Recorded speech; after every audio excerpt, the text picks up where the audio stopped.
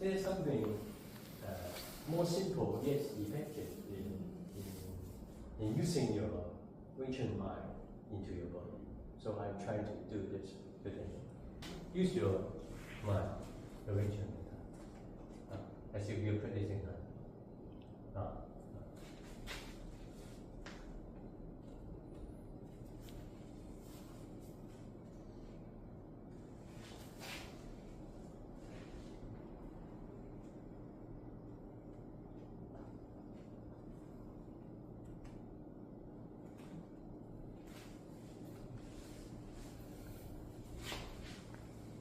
So what do you feel? Are you in control?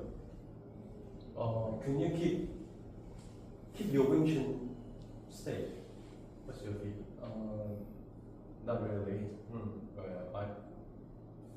I maybe against your power maybe, but at this time I felt that my access was swinging by the power inside me. It was really hard for me to cut it. Okay. Now we try this. I use three things. You operate three things. First thing, your axis. Secondly, your elbow tips. The third thing is wrist center. It sounds familiar to you, but I want you to link them up. In what way? Now, your axis. Now, the axis I'm talking about is from the top of the head. On top of it here, not here. Here. Now, down to the knee level. Not down to the floor. Down to the knee level. You make it align as much as you can by softening almost. How you locate your axis? It's a feeling.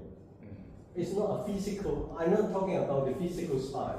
I'm talking about a virtual axis. That axis runs from the top to the knee level, or the other way around, from the knee level to the top, whatever. It's two-way. Now, it's not a fixed starting point and an ending point. It's an expansion axis. But this axis is hanging around in the air.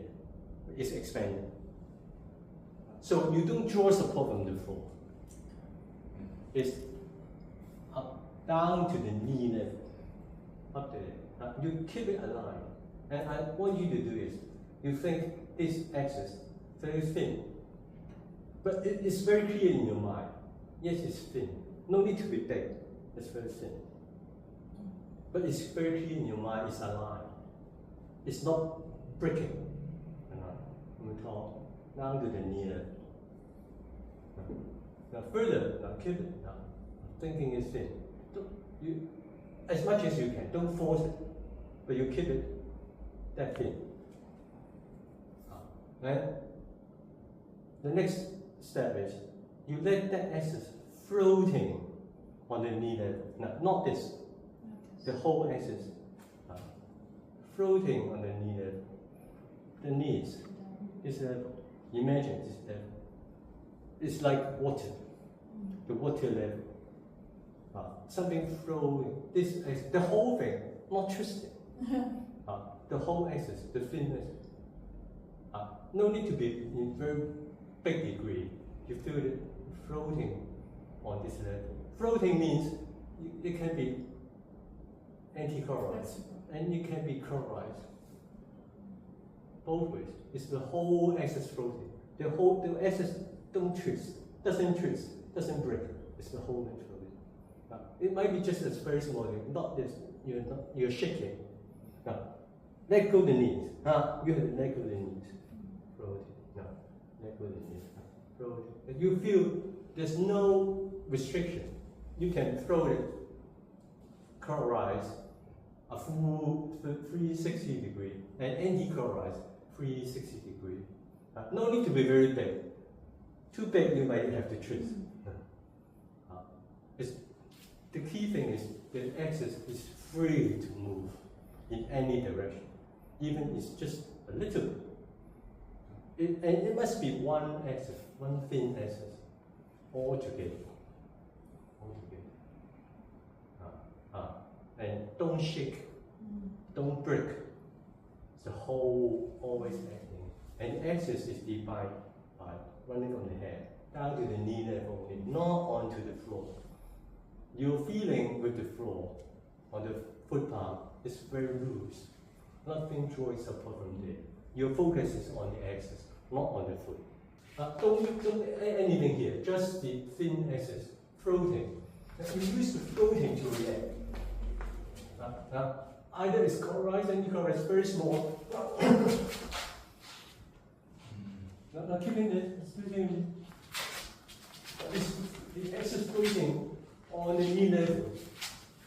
You want to drive me away, you use the floating axis to drive me away.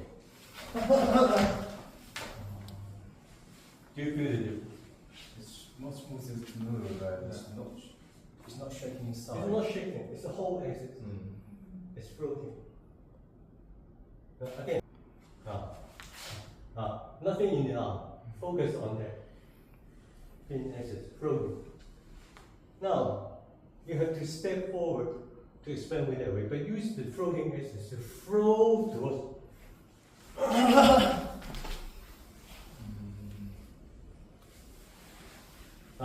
Your stepping is floating of the axis, not the foot part to transport. Floating.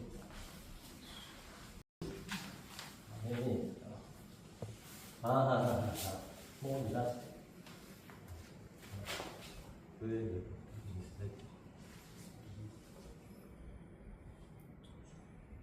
Small, circle, small. And the other direction, small. Keep this. Find the axis, very thin. Let loose the knee joints. You feel the whole axis floating. Use the floating momentum. Don't use other parts, just the floating momentum to do that.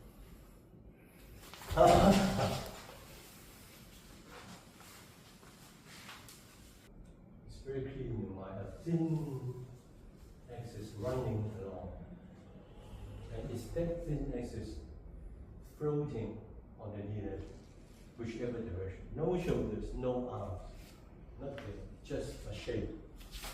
Now when we want to expand here, no shoulders, no arms, still that thin axis. Flow.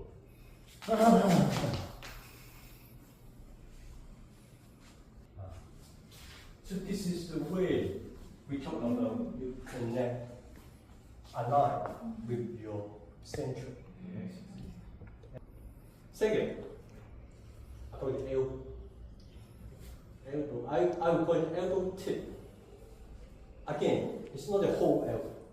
It's just a very small point.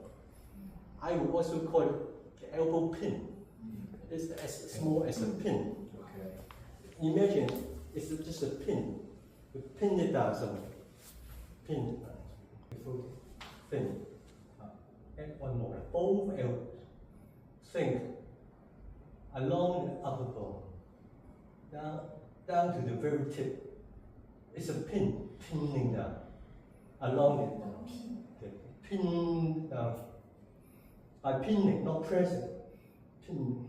Like you're holding a pin and penetrate something. Penetrate through something. Not floating. Both elbow tips. Immediately. Don't use force.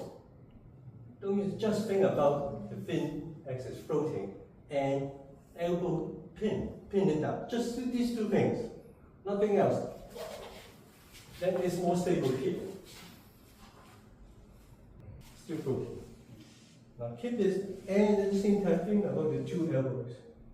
Now not pushing, just add the pins. Thinking very sharp along the upper bone, that direction, very sharp. Pin it in the air. The same.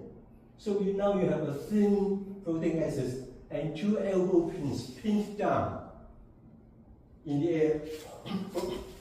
Until we have no shoulder. Now just pointing this, nothing else. Then your shoulder is secured. That's all. That's all. You want to add anything, add the floating, add the thinness, add the sharpness. You become more stable. That's what you have to add, not at the contact point, not changing the posture.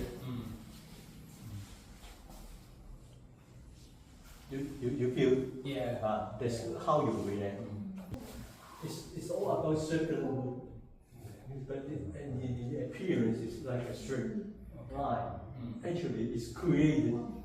That straight line is created by circular movement inside. Then there's no pressing. Otherwise, it will be at some point, sometime, it's present because your force, direction of force being caught by your foot. By doing circular movement, it's hard to catch. But it's so small, it doesn't like a rotation at all.